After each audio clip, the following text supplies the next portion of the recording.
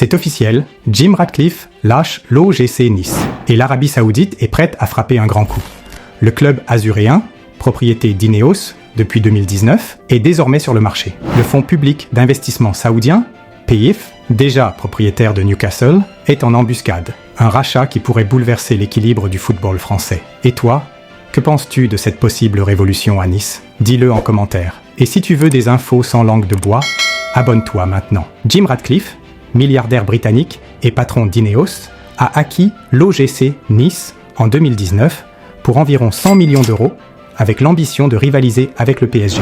Mais 6 ans plus tard, le constat est amer. Aucune qualification en Ligue des Champions, des performances en dents de scie et un désintérêt croissant du propriétaire. En mars dernier, Ratcliffe déclarait « Je n'aime pas particulièrement aller voir Nice parce qu'il y a de bons joueurs, mais le niveau de football n'est pas assez élevé pour que je m'enthousiasme. » Des propos glacials qui ont choqué les supporters et révélé le désengagement du propriétaire. Mais ce n'était que le début. Selon les informations de l'Informé, Ratcliffe a mandaté la banque Lazare pour superviser la vente de l'OGC Nice. Le PIF, bras financier de l'Arabie Saoudite, est déjà sur les rangs.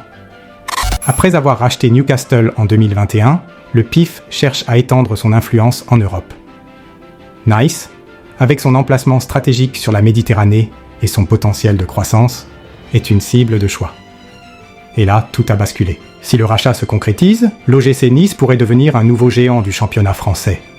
Des investissements massifs, des recrutements de stars, une ambition décuplée, mais cette perspective inquiète aussi. La Ligue 1 deviendrait-elle un terrain de jeu pour les pétrodollars? Le football français risque-t-il de perdre son âme? Ce qu'il a fait ensuite a choqué tout le pays. Le sort de l'OGC Nice est désormais entre les mains d'investisseurs étrangers. Une page se tourne, mais quelle sera la suite? Et toi, que penses-tu de cette possible révolution à Nice? Dis-le en commentaire. Et si tu veux des infos sans langue de bois, abonne-toi maintenant.